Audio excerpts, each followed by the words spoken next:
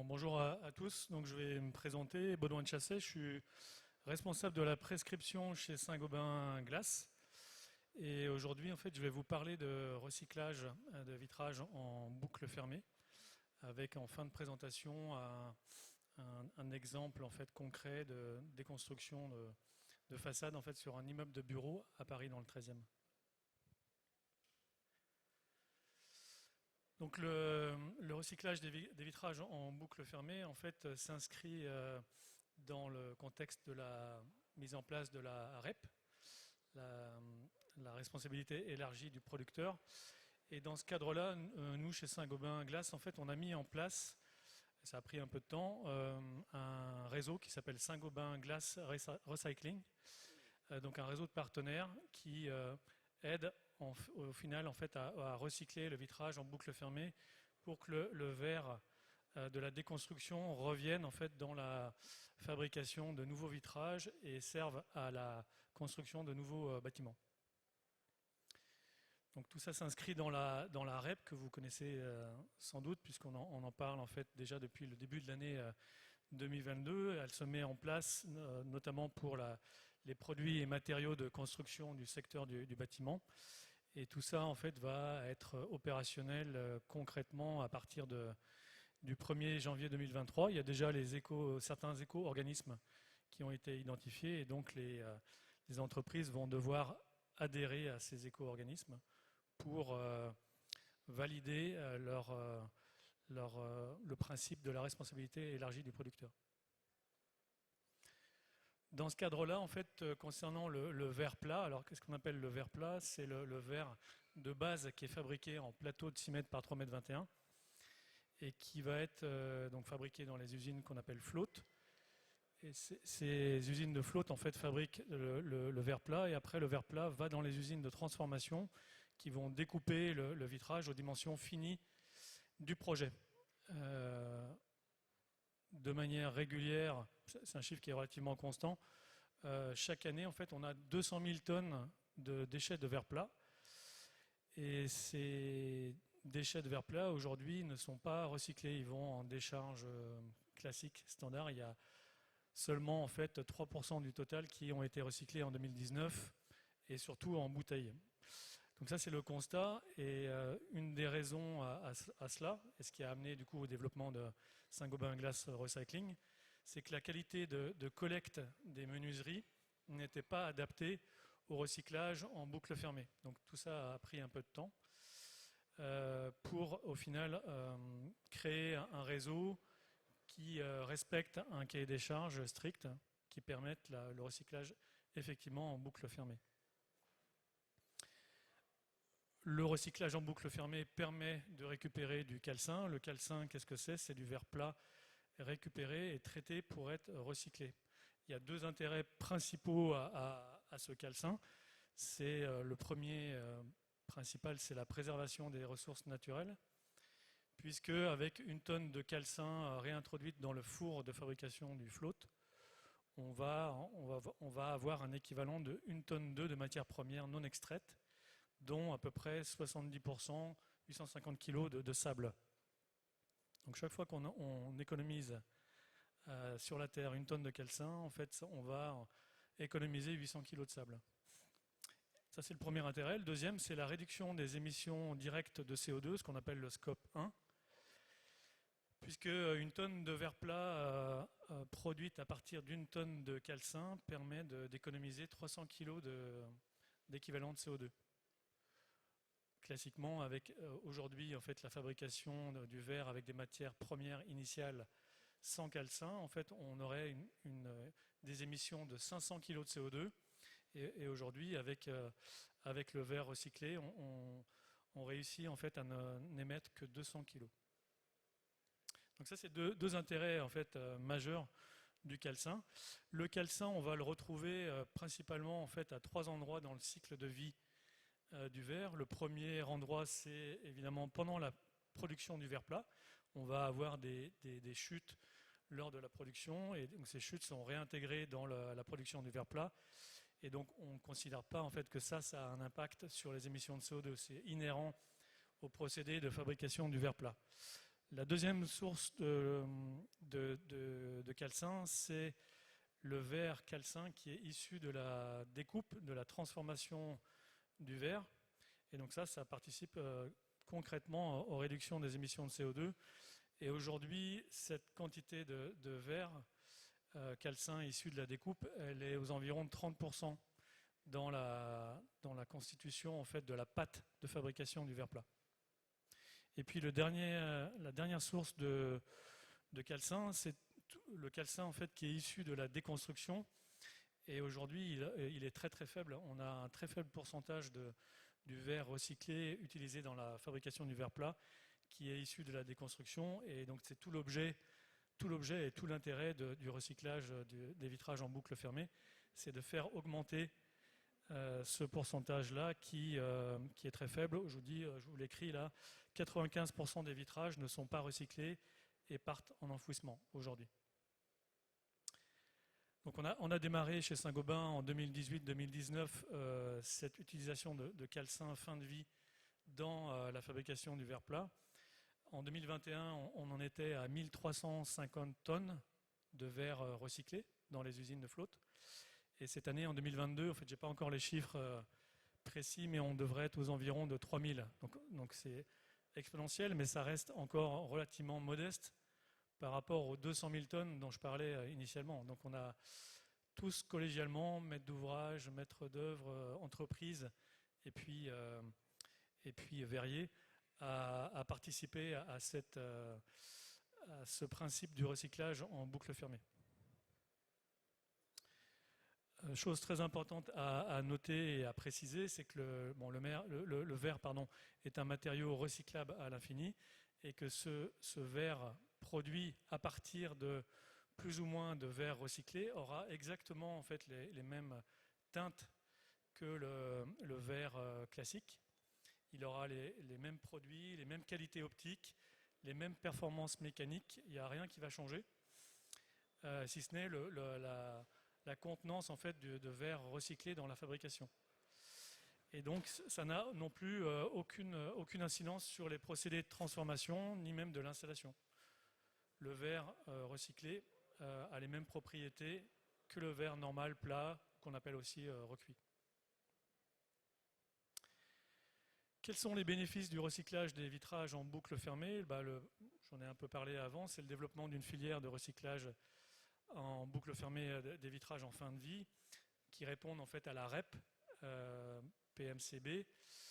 Je précise en fait que la REP PMCB impose et imposera en fait aux entreprises qui mettent sur le marché en fait des systèmes de façade, des châssis, à trier les châssis et les façades déposées sur le chantier avant que ça soit avant que ça parte en usine de démantèlement. Et une des conditions pour que l'éco-organisme prenne en charge le financement de cette partie-là, c'est que les déchets doivent être triés et intègres. C'est très important. On ne fera pas de recyclage de verre jeté dans une benne, cassé, souillé, par exemple avec des parties métalliques, parce que ça, du coup, en fait, on ne peut pas recycler le verre concrètement quand il a été souillé.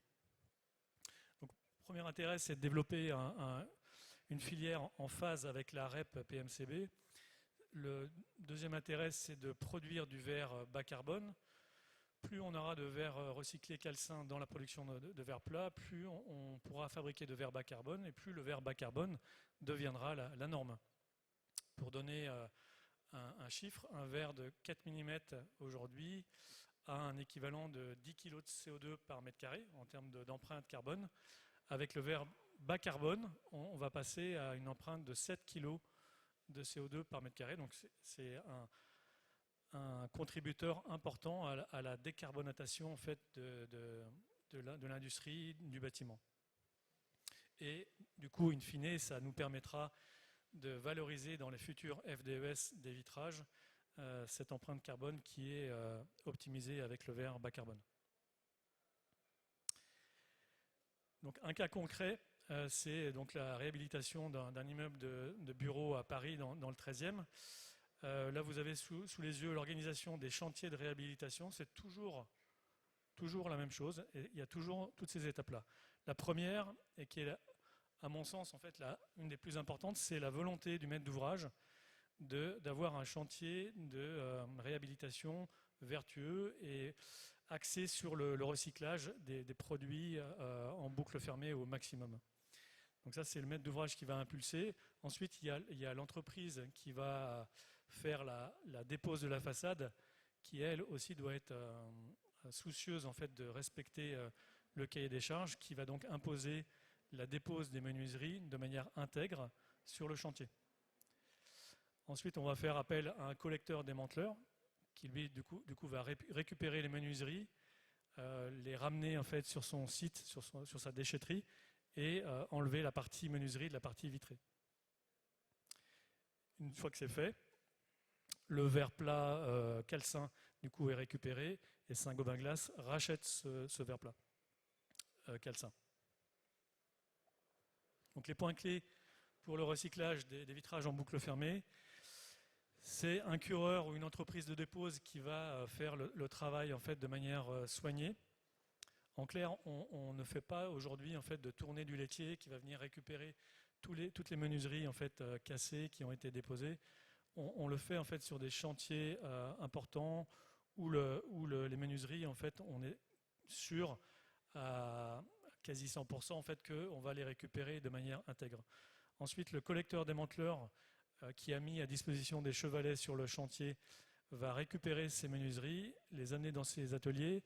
Nous, on les a formés en fait avec un cahier des charges très précis, leur permettant d'identifier quel type de vitrage peut être recyclé et quel autre type de vitrage ne peut pas être recyclé.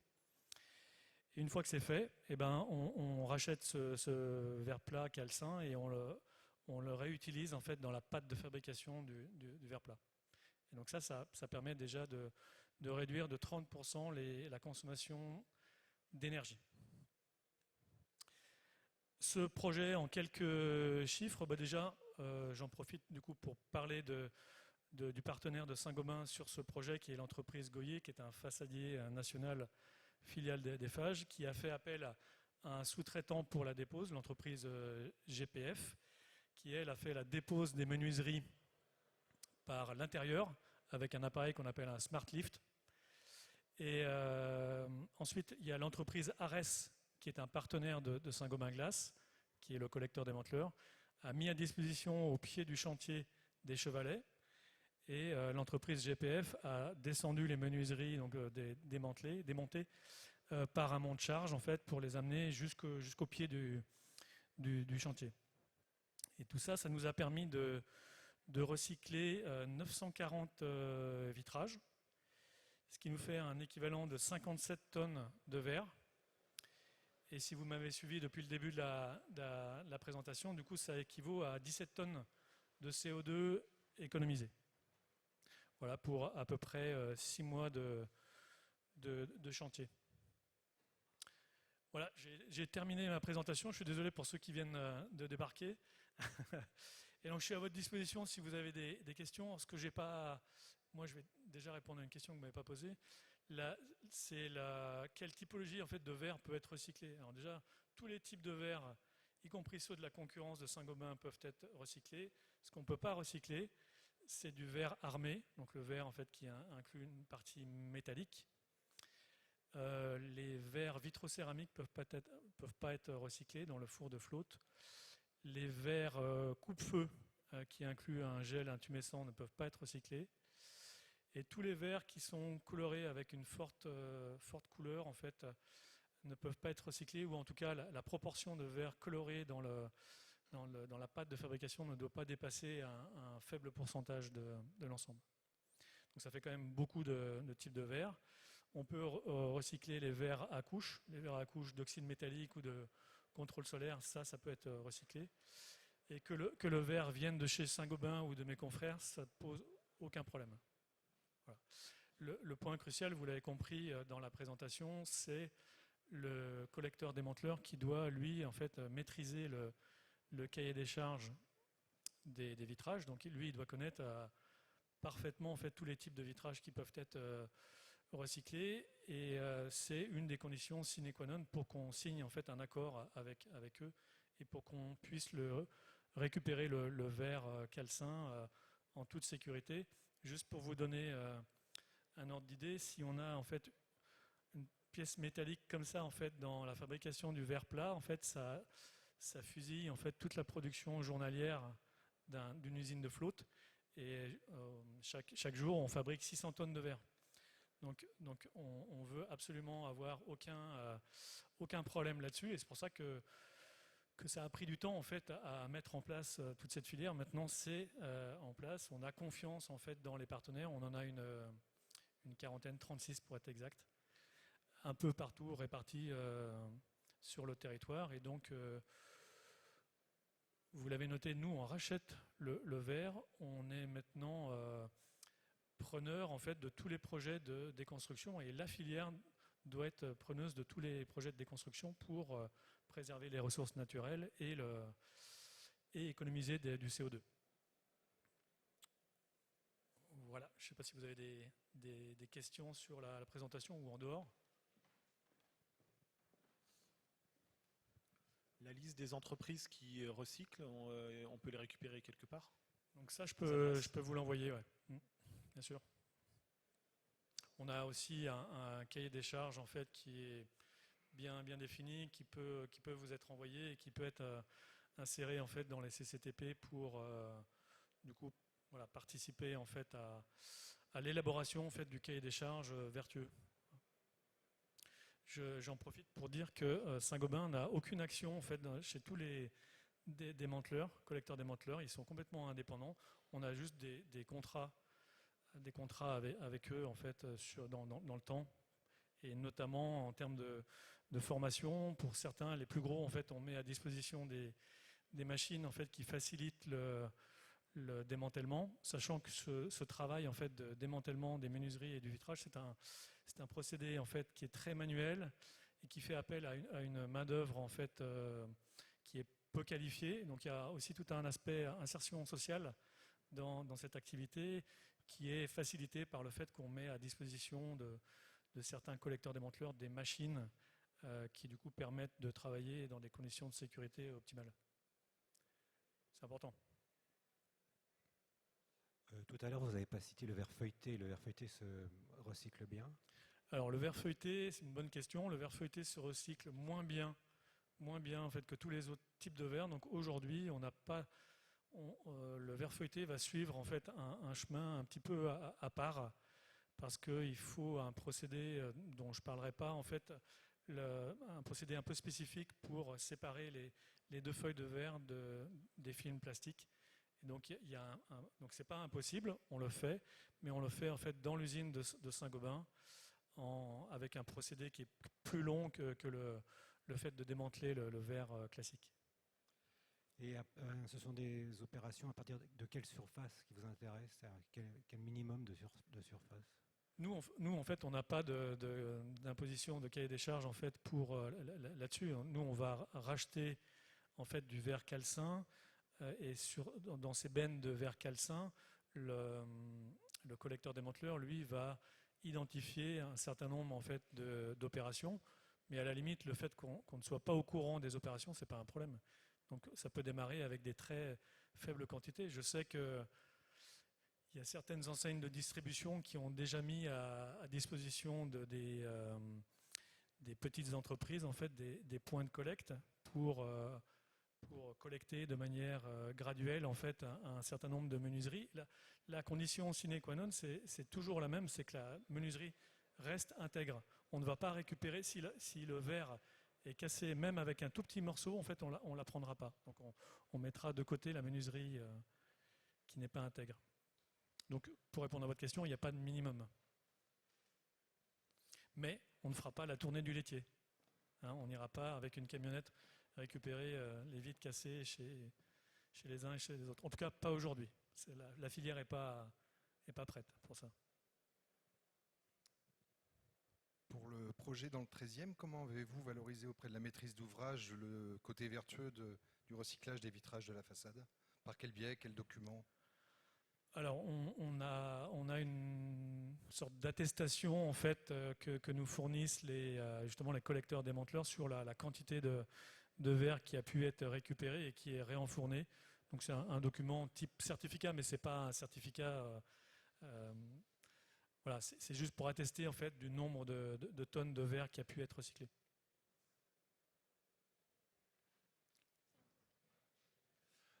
Par rapport au recyclage du verre, du coup, c'est le verre que vous récupérez, que vous recyclez, est-ce qu'il est mis dans des lignes de production spécifiques pour faire des vitrages avec une haute quantité de verre recyclé, ou est-ce que c'est d'une manière générale finalement la totalité de la production qui bénéficie de ce pourcentage de verre recyclé?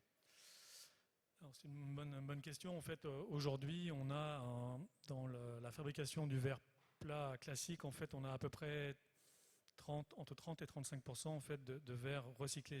J'ai parlé des 3 sources. La principale source, c'est les chutes de découpe. Et puis après, il y a le verre qui vient de la déconstruction. Donc ça, c'est le verre dit classique standard. Et puis on a, en parallèle de ça, en fait, un verre dit bas carbone et qui va faire l'objet en fait, de campagnes spécifiques. Donc dans la pâte de fabrication de ce verre, en fait, on va avoir plus de 55% de verre calcin. Voilà, donc ça fera l'objet en fait d'une campagne spécifique. Et c'est d'ailleurs le substrat verrier en fait qu'on a lancé là en septembre, notamment à Glastec, le verre bas carbone de la gamme Orae, qui est un verre bas carbone qui fait passer le verre de 4 mm de 10 kg de CO2 à 7 kg de CO2 par mètre carré. Donc pour répondre à votre question, c'est des campagnes spécifiques. D'accord. Et ce verre-là spécifiquement, il en est à quel niveau de développement? Alors je ne sais pas s'il faut un avis technique. Est-ce que vous faites, est-ce qu'il est déjà il est déjà disponible. Il vient d'être lancé. Donc nous, on est preneur en fait de tous les projets de déconstruction pour augmenter la quantité de verre post-consumer en fait issus de la déconstruction. Et après, on ne pourra pas faire. Si par exemple demain vous demandiez ou la profession demandait en fait de faire du verre bas carbone sur tous les projets, ça ne serait pas possible puisqu'on n'a pas suffisamment aujourd'hui de verre de calcin suffisant. Cette année, je vous disais, en fait, on va recycler 3000 tonnes sur les 200 000 qui sont mis en décharge chaque année. Donc on a une marge de progression qui est assez gigantesque. Et l'usine pourrait fonctionner, et c'est d'ailleurs l'exploit industriel qu'on a fait en juin-juillet dernier. En fait, on a produit un verre zéro carbone à partir que de verre recyclé et avec des énergies renouvelables, en tout cas avec des certificats d'énergie renouvelable. Donc c'est possible de fabriquer un verre avec que du verre calcin. Et ce verre n'a absolument pas de différence en termes de propriétés optiques, spectrophotométriques, mécaniques, d'installation. Et il n'y aura pas d'avis technique spécifique pour ce verre. Ce verre a les mêmes propriétés mécaniques qu'un verre standard.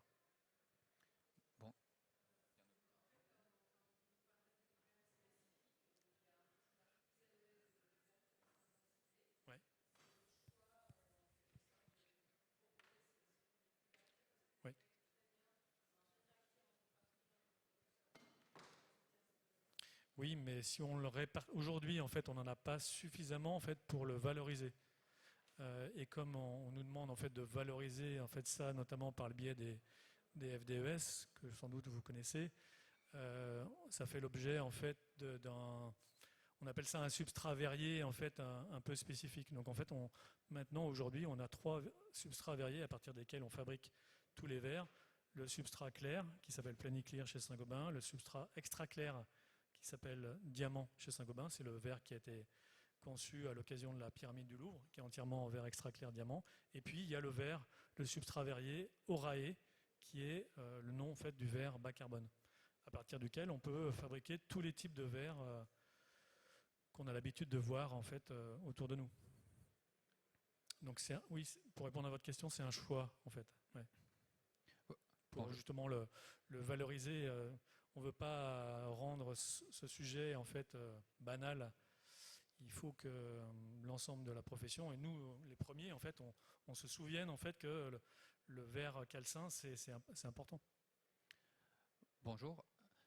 Oui.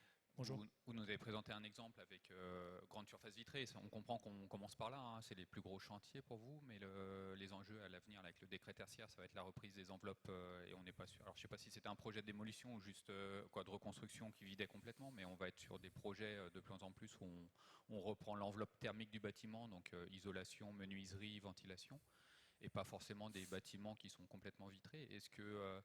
Est-ce qu'économiquement, ça vaut encore le coup sur ces sujets-là? Et les questions qui sont derrière, c'est on voit que dans des projets comme ça, celui qui va déposer les menuiseries, c'est souvent le menuisier qui va reposer les nouvelles ensuite. Est-ce que pour vous, dans la chaîne, là, on a compris que vous avez un acteur spécifique qui reprend les menuiseries.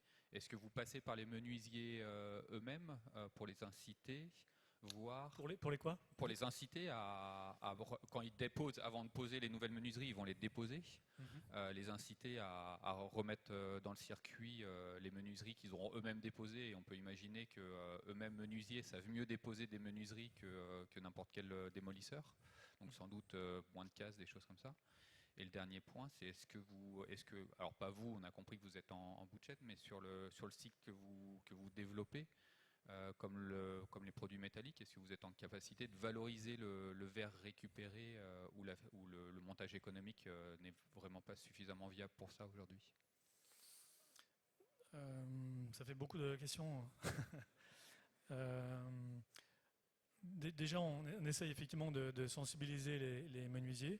Ça, c'est le premier point. Le deuxième, c'est que sur les projets sur lesquels on est intervenu, en tout cas en prescription de ce système, en fait, de cette boucle de recyclage des vitrages en boucle fermée, à chaque fois, en fait, quand le besoin justement de déposer les menuiseries de manière intègre, de les stocker, puis après de suivre ce cheminement que j'ai présenté, quand c'est inséré dès le début en fait, dans le cahier des charges, ça change pas grand-chose en fait, pour le menuisier qui du coup en fait, va faire un prix qui est équivalent en fait, à s'il avait dû en fait, emmener purement et simplement les menuiseries en décharge. Donc ça c'est important et c'est pas ce qu'on pense en général. On imagine que comme il faut que ça soit très soigné, en fait ça va coûter plus cher. Ça coûte plus cher si en fait on décide en cours de route en fait que ça serait bien d'avoir cette option de recyclage. Il faut que en préambule le maître d'ouvrage ait impulsé en fait la volonté, puisque c'est toujours une volonté. Donc il n'y a pas aujourd'hui l'aspect en fait financier des choses n'est pas encore en fait complètement prépondérant. C'est plus l'aspect en fait voilà, je veux préserver les ressources naturelles, je veux être vertueux. Et on s'est rendu compte sur ces différents cas de figure que le prix de cette boucle de recyclage en boucle fermée n'est pas plus cher en fait que mettre en décharge. Par contre, c'est plus exigeant d'un point de vue conduite d'opération, stockage sur site, surveillance des menuiseries en fait quand elles sont stockées pour pas qu'elles soient vandalisées. Donc ça demande en fait une application en fait de la maîtrise d'œuvre et du façadier et du cureur qui va déposer, qui soit plus intense en fait que sur un chantier standard, quelle que soit la quantité de surface vitrée. Juste un petit complément, si je me permets. Aujourd'hui, dans les appels d'offres, en maîtrise d'ouvrage public en particulier, le lot menuiserie est quelque chose de très tendu. On a du mal, même au moment des appels d'offres, on a même des craintes d'avoir des lots infructueux. Est-ce que mettre ça dans les cahiers des charges, c'est un frein et un risque? Parce que pour le coup, s'il y a un risque, il y a un réel frein au développement de la filière. Si pour les maîtres d'ouvrage, on voit qu'on a une crainte avec certains menuisiers qui risquent de ne pas répondre. Je crois pas en tout cas, on l'a pas remarqué. Je pense que ça sera plutôt en fait, alors ça fera peut-être un tri en fait entre les différentes entreprises qui vont répondre, les entreprises qui sont capables de suivre une hygiène entre guillemets en fait de dépose et de stockage vraiment de manière intègre. Peut-être qu'en fait c'est pas toutes les entreprises qui sont capables de faire ça, donc ça va faire un tri un peu sélectif. C'est possible. Ouais. Bonjour. Est-ce Bonjour. que le recyclage, vous pouvez le faire dans n'importe quel de vos sites de production, oui ou non? Et quels sont les sites sur lesquels vous pouvez faire ce recyclage? Est-ce que c'est réparti sur la France ou l'Europe, ou est-ce que finalement ça exclurait, pour des questions de distance, peut-être certaines régions ou zones? En France, Saint-Gobain a 3 usines de flotte. Il y en a une qui est au sud de Lyon, à Salès-sur-Sanne, qui adresse plutôt en fait tout le marché sud de la France. Et puis on en a 2 autres, une qui est à Aniche dans le 02 et une qui est à Tourotte-Compiègne. Il va falloir qu'on termine. Et du coup, ces 3 usines en fait sont habilitées à récupérer le calcin et l'intègrent dans la pâte de fabrication. Il n'y a pas trop d'enjeux de surcoût transport, le fait par exemple d'être à Bordeaux enfin, ça joue pas tellement dans, Oui, non, dans mais l'économie. c'est une bonne remarque et je termine en fait là-dessus. Effectivement, en fait, on va trouver des déchetteries très très facilement en fait à proximité de tous les chantiers. Et là, en fait, pour acheminer la menuiserie déposée vers le partenaire, en fait, on va faire un peu plus de transport. Donc, mais dans l'empreinte carbone en fait de l'ensemble du bâtiment et de la menuiserie, la partie transport en fait représente une infime partie. Voilà, je vous remercie pour votre attention, puis bon après-midi.